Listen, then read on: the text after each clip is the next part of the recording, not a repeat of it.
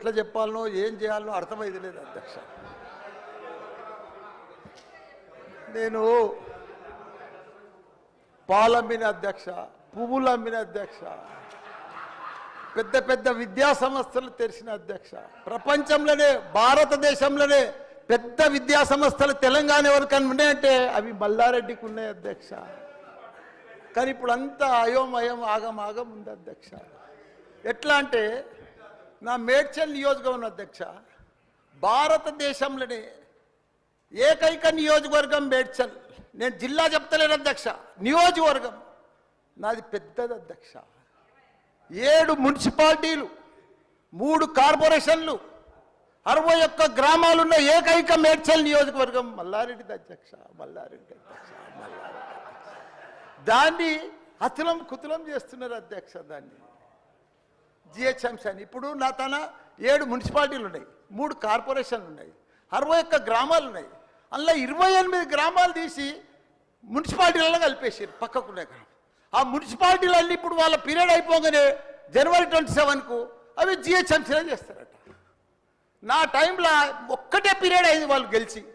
నా దగ్గర ఒక్క మేడ్చల్ నియోజకవర్గంలోనే కార్పొరేటర్లు, కౌన్సిలర్లు, మేయర్లు, జిల్లా పరిషత్ చైర్మన్లు, సర్పంచ్లు, ఎంపీటీసీలు, వార్డు మెంబర్లు వీళ్ళందరూ కలిసి ఒక మేడ్చల్ల 444 మంది నా తన లీడర్లు ఎదిగిరు అధ్యక్ష. ఇవాళ వాళ్ళంతా మటాష్ అయిపోయారు. మొత్తం సగం మంది కాంగ్రెస్లకే వచ్చారు. అయోమయంలో పడిపోయారు వాళ్ళు మొత్తం కాంగ్రెస్లో. ఎందుకంటే మళ్ళీ ఎలక్షన్స్ వస్తాయి, మళ్ళీ మున్సిపల్ ఎలక్షన్స్ వస్తాయి, మళ్ళీ సర్పంచ్ ఎలక్షన్ వస్తాయి అంటే ఏ మున్సిపల్ లేదు, కౌన్సిలర్ లేరు, అన్ని జీవోలు కూడా వచ్చేసినాయి అధ్యక్ష. ఆల్రెడీ మున్సిపాలలో గ్రామాలు కలిసిపోయినట్టు, మళ్ళా గ్రామాలని మున్సిపాలిటీ కూడా అన్ని జిహెచ్ఎంసీలో కలిసినట్టు. ఒకటి అధ్యక్ష, కలుపుని తప్పు లేదు.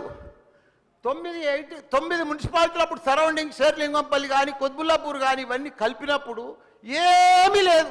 ఇప్పుడు మా తాన కూడా మున్సిపాలిటీలలో ఇప్పుడే ఈ 5 ఏళ్ళనే డెవలప్ చేసినాం మేము. కానీ ఇప్పుడు ఇప్పటికి ఇంకా గ్రామీణ వాతావరణమే ఉంది, ఇంకా పొలాలే ఉన్నాయి, ఇంకా సరిగా బాత్రూమ్లు కూడా సరిగా లేవు ప్రజలకు, ఇంకా పెంకిటిల్లే ఉన్నాయి. అవన్నీ కూడా జిహెచ్ఎంసీలో కలిపితే పరిస్థితి ఇప్పుడు బంజారాయిల్లో జూబ్లీహిల్స్లో అదే ట్యాక్స్ ఉంటుంది, మా గ్రామాలలో అదే ట్యాక్స్ ఉంటుంది అధ్యక్ష. ఈ పైసలన్నీ కూడా తీసుకుపోయి ఏదైనా పెద్ద పెద్ద ఫ్లైఓవర్లు వేయాలన్నా ఏది వేయాలన్నా మళ్ళీ జూబ్లీహిల్స్ బంజారాయిల్ని ఖర్చు పెడతారు అధ్యక్ష. మా పుణ్యాన్ని మా మున్సిపాలిటీలో అట్లనే ఉండని, ఇంకో పీరియడ్ ఉండని, ఇంకో 2 ఉండని.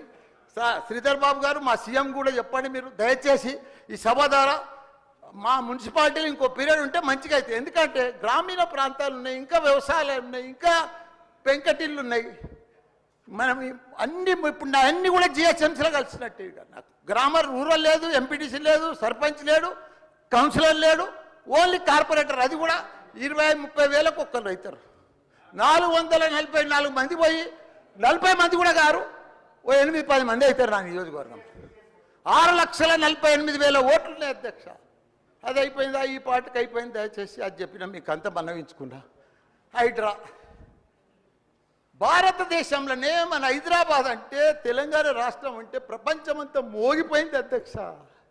ఐటీ రంగంలో కానీ, ప్రతి ఒక్క డెవలప్మెంట్లో కానీ, ప్రతి దాంట్లో కూడా హైడ్రా వచ్చినాక ఒక్కసారి హైడ్రా ఏం పెద్ద తప్పు పని చేయలే. కానీ హైడ్రా వచ్చినాక ఒక భయాందోళనతో మొత్తం కుప్పగొలిపోయింది అధ్యక్ష. హైదరాబాద్ సిటీ దిష్టి తగిలిపోయింది అధ్యక్ష. నువ్వేమన్నా అనుకో, ఎందుకంటే నాకు పెద్ద ల్యాండ్ బ్యాంక్ ఉంది, నాకు పెద్ద విద్యా సంస్థలు ఉన్నాయి, నాకేం నష్టం లేదు, నేనేం ఎఫ్టీఎల్లో లేను, బఫర్ జోన్లో లేను. నేను జనరల్గా చెప్తున్నా, అభివృద్ధి అమెజాన్, గూగుల్, ఫేస్బుక్, యాపిల్ లాంటి కంపెనీలు అమెరికా తర్వాత ఇక్కడ మన హైదరాబాద్ తెచ్చిండు మన కేటీఆర్ అధ్యక్ష. హెడ్ క్వార్టర్స్ ఈయనే ఉండే అధ్యక్ష. ఐటీలా మనం కర్ణాటక బెంగళూరు మించినాం అధ్యక్ష. ఇక్కడ 9 లక్షల మంది ఉద్యోగాలు చేస్తున్నారు, ఐటీ ఉద్యోగాలు. పెద్ద పెద్ద ప్రపంచం అంతా కూడా హైడ్రా తీసుకొచ్చి పెద్ద పెద్ద వాళ్ళకు బుగులు పట్టిపోయింది అధ్యక్ష. గరీబ్ వాళ్ళు అయితే గుండెలు వలిగిపోయినాయి అధ్యక్ష. మరి అది ఎందుకు తెచ్చిర్రో ఏమో మళ్ళీ నాకు అర్థం కాదు. ఇప్పుడు ఒకటి అధ్యక్ష, ఇప్పుడు నాయే కొన్ని ఎఫ్టీఎల్ ఉన్నాయనుకో, ఎగ్జాంపుల్ చెప్తా శ్రీధర్ బాబానా. మన ఇంట్లో మన సెల్ ఫోన్లో చూస్తే మన భూమి వన్ జర్సెప్టీ ద ఫ్లో అయిపోతుంది అన్న. మీకు దండం పెడతా, మీరంతా చాలా మేధావులు.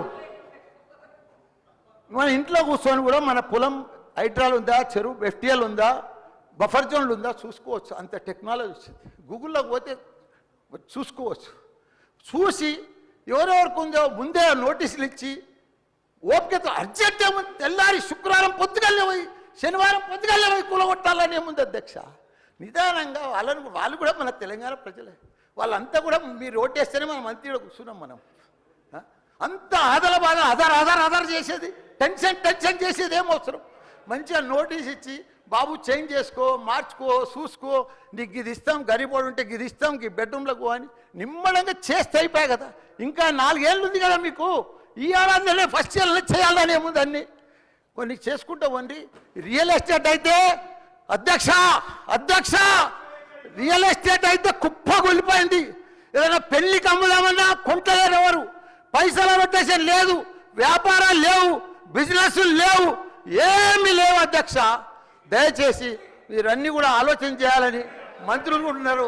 అందరికి కూడా చెప్తున్నా, అందరికి కూడా దండం పెట్టి చెప్తున్నా. థ్యాంక్ యూ అధ్యక్ష. ఒక్క నిమిషం మాట్లాడండి అధ్యక్ష. ఒకటే నిమిషం సార్ తమరి ద్వారా నేను ఒకటే రిక్వెస్ట్ చేస్తాను అధ్యక్ష. ఏ ప్రభుత్వాలైనా అధ్యక్ష ప్రజల మనోభావాలకు అనుగుణంగా